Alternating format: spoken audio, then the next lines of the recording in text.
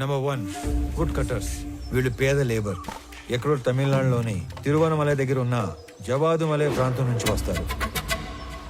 Second loaders. వీళ్ళు శేషాచలం ఏరియాలో local వాళ్ళు. సీక్రెట్ లొకేషన్ కి వుడ్ని చేరుస్తారు. Third keepers. వీళ్ళు కూడా లోకల్ వాళ్లే. సీక్రెట్ లొకేషన్స్ లో ఎర్ర చందనాన్ని కొన్ని రోజుల పాటు దాస్తారు. చిన్న మొక్కైనా సరే నీళ్ళలో వేస్తే మునిగిపోయే గుణమున్న ఈ ఎర్ర కొయ్యని ఒక్కోసారి నెలల కొద్దీ చెరువుల్లో కుంటల్లో దాచి ఉంచి కాపాడతారు. Fourth transporters. వర్మ లాంటి వాళ్ళు సీక్రెట్ లొకేషన్ నుంచి పోర్టు దాకా చేరవేస్తారు. Fifth exporters. వీళ్ళ కంపెనీల పేర్ల మీద ఎర్ర చందనాన్ని గ్రానైట్, ఫుడ్ లేదా టొబాకో పేరుతో ఎక్స్పోర్ట్ చేస్తారు. పెద్దగా రిస్క్ లేని పని చేసే ట్రాన్స్పోర్టర్స్ మొత్తం ఇప్పుడు మిస్ అవ్వడమే ఒక పెద్ద మిస్టరీగా ఉంది. ఈ 5 లేయర్లు కాకుండా వీళ్ళందరిపైన ఒక కింగ్ పిన్ ఉంటాడు. వాడుక భాషలో వాడినే డాన్ అంటారు. ఈసారి 12 కంటైనర్ల ఎర్ర చందనం, దాన్ని తీసుకెళ్తున్న మనుషులు మిస్ అయ్యారు కాబట్టి నా అంచనా ప్రకారం వాళ్ళ మనుషులు కూడా వెతుకుతూనే ఉండాలి. ఈ కేసుని క్రాక్ చేయడానికి మీకు తెలిసింది చెప్పండి, చేయగలిగింది చేయండి. మీ అందరికీ తెలుసు నేను మైసూర్ దూరదర్శన్లో పనిచేస్తానని. మంగళూరు పోర్ట్ ఏజెంట్ల ఇన్ఫర్మేషన్ మా దగ్గర ఉంది. ఈ ఎర్రచందనం స్మగ్లింగ్ మీద మేం డాక్యుమెంటరీ చేసినప్పుడు ఇదంతా గ్యాదర్ చేశాం. నీకేమైనా కాంటాక్ట్ తెలుసా? మైసూర్ ఫోన్ చేసి రేపే కొలీగ్ దగ్గర కాంటాక్ట్ తీసుకుంటా.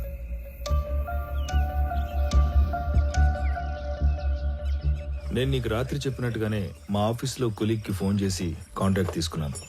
నువ్వు అనుమానించినట్టే పోర్ట్ ఏజెంట్ ఒకడు మిస్ అయిన మాల్ కోసం తిరుగుతున్నాడంట. నువ్వు వెళ్ళి కలవచ్చు. సరే మరి నేను వస్తా. అలాగే.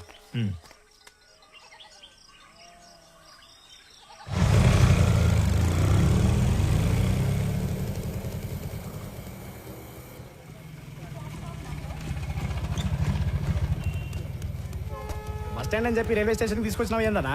చిన్న పని మీద వెళ్తున్నాను రా, నువ్వు వెళ్ళు. అన్నా ఇంతకీ ఆడికి పోతున్నావు? సురేంద్ర అని నీకు తెలియదులే, అతని మిస్సింగ్ కేసు పని మీద అర్జెంట్ గా మంగళూరు వెళ్తున్నా. ఇంట్లో మాత్రం నేను హైదరాబాద్ వెళ్తానంటే చెప్పాలి, ఓకేనా? వెళ్ళు వెళ్ళు వెళ్ళు వెళ్ళు.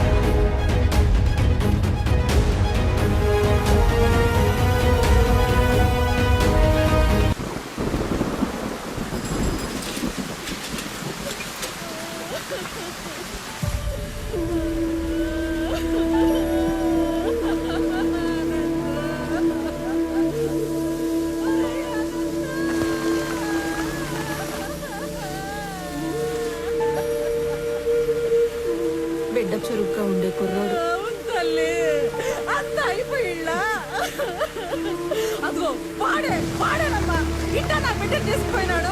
ఇదిగో ముఖం కూడా చూడడానికి లేకుండా కట్లు కట్టి తెచ్చి పట్టేసినాడు.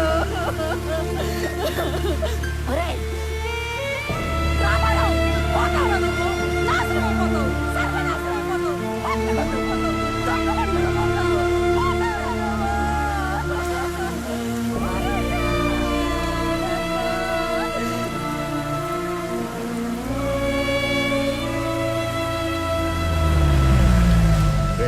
బస్సులో హైదరాబాద్ పోవాల్సిన ఓడివి ట్రైన్ లో మంగళూరు ఎందుకు పోతాండావురా? రే, మీ పిన్ని శాపనాకాలు మన కుటుంబానికి తగిలేట్టు ఉండాయిరా. ఈ కందరకోణంలో నా గుండె ఆగిపోయేట్టు ఉందిరా. నిజం చెప్పరు. అయినా నేను చెప్పింది నిజమేనా? నిజం కాదు, అన్ని ఉత్త కూతలే. ఇదిగో పెద్దాయనా, మీ వాడు ఏం చెప్పాడు?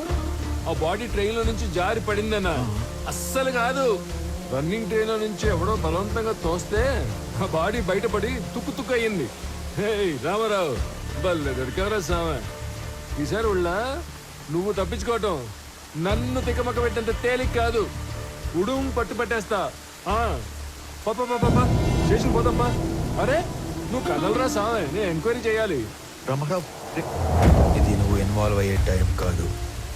ఇప్పుడు మా ఇంట్లో ఎమోషన్స్ కంట్రోల్లో లేవు. అనవసరంగా నన్ను ఇరకాటంలో పెట్టాల్సిన అవసరం లేదు నీకు. ఉందిగా, అవసరం ఉంది. అవును, అప్పుడు మనం మొదట్లో కలిసినప్పుడు ఏదో చెప్పావు. క్రిమినల్స్ నేరం చేసినప్పుడు దొరకటం కన్నా పోలీసులకి అవసరం ఉన్నప్పుడు దొరకటం ఎక్కువ. అదే మరి. ఇప్పుడు నువ్వు నాకు అవసరం. పాపా స్టేషన్ పా. పైగా ఈ జనాలందరూ చూస్తున్నప్పుడు నిన్ను స్టేషన్ తీసుకెళ్ళడం నాకు ఇంకా అవసరం కాదు. వాటన్నిటికంటే ముందు నీకు నీ జాబ్ అవసరం. నువ్వు పుట్టింది ఒంగోలు రైల్వే ట్రాక్ పక్కన ఒక చిన్న గుడిసెలో. మీ తాత మీ నాన్నకిచ్చింది ఆ గుడిసె 6 డజను పందులు. మీ నాన్న నీకిచ్చింది ఒంటి నిండా దెబ్బలు, వీపు నిండా వాతలు.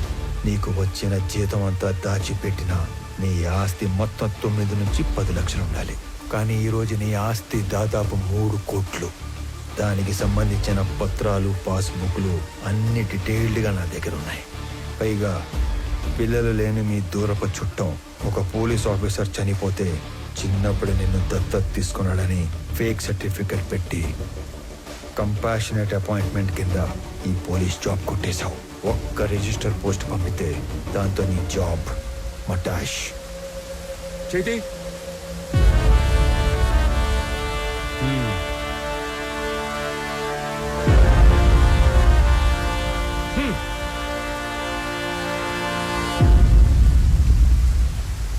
ఏందిరా, ఆ పోలీసు ఎంత బలంగా వచ్చినాడో అంతే భయంతో పోయినాడు.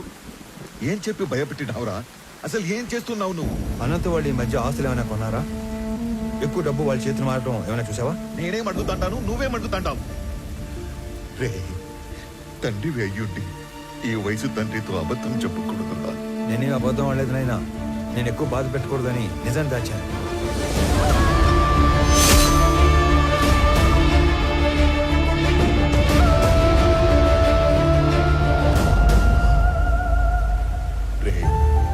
నీకు ఇంత కట్టుకథ అల్లాల్సిన అవసరం ఏమీ లేదు. నా కళ్ళ ముందే పెరిగిన అనంతు అడ్డంటోడు కా.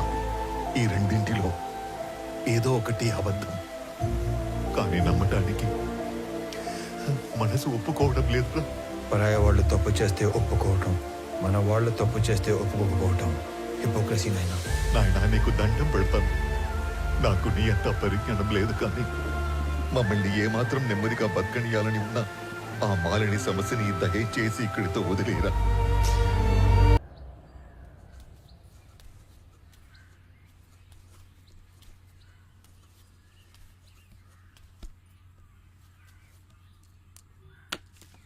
రామారావు, మీ నాయన బొత్తిగా డీలా పడిపోయినాడ్రా. ఎక్కడ కూర్చుంటే ఆడ్నే ఏదో ఆలోచనలోకి పోతుంటాడు. ఆయన ఒక్కడే కాదు, ఈ పిచ్చి పిల్ల కూడా. నీకేమీ చెప్పలేక, చెప్పకుండా ఉండలేక అక్కడ అమ్మా నాన్నల దగ్గర ఏడుస్తా, ఏడకొచ్చి నవ్వుతూ తిరగలేక సతమతమైపోతా ఉండదు పాపం. నువ్వే ఏదో ఒకటి చేసి మమ్మల్ని మామూలు మనుషుల్ని చెయ్యాలరా. లక్ష్మి, సమస్య తేలిగ్గా ఉన్నప్పుడు నెత్తిన పెట్టుకోవటం, అది కొంచెం పెద్దది అయినప్పుడు వదిలేయటం నాకు చేత కాదు. పోతా పోతా అనంత ఎన్నో ప్రశ్నలు వదిలిపెట్టిపోయినాడు. వాటన్నిటికీ సమాధానం వెతకలుగా మహాలక్ష్మి.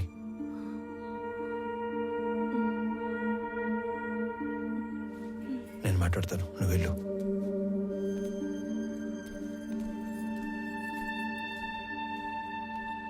నందిని,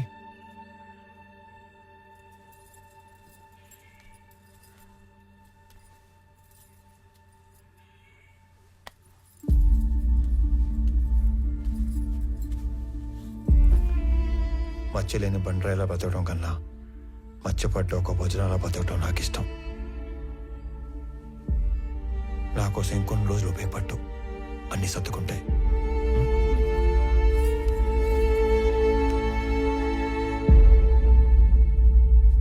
కూర్చో కూర్చో తల్లి. నమస్కారం.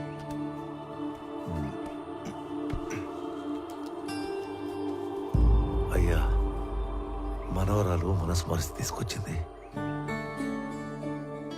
మా వాడు దుబాయ్లో ఉన్నాడని చెప్పడం అబద్ధం. అసలు నిజం ఏంటంటే పరువు పోతని ఎవరికి చెప్పుకోలేక బిడ్డేమయ్యాడో సరిగ్గా వెతకడమే మానేశాను. మా నాన్న గొంతు విని చాలా రోజులైంది. ఈ మధ్య కలలో కూడా రావట్లేదు. మా నాన్న మొహం మర్చిపోతానేమో అని భయమేస్తుంది నాకు. మా నాన్నని వెతకడానికి హెల్ప్ చేస్తారా? బొట్టు పెట్టుకోవాలా లేదా అన్న ప్రశ్నతోనే నా రోజు మొదలవుతుంది. ఇలాంటి అయోమయం ఏ భార్యకి రాకూడదేమో.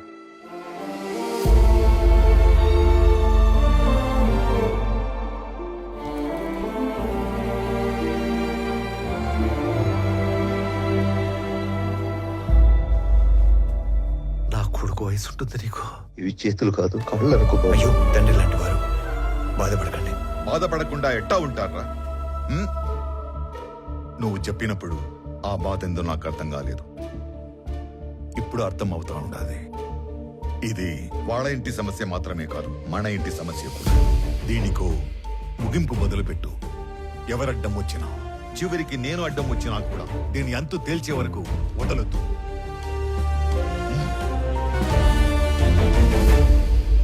తీసుకోండి అంకుల్.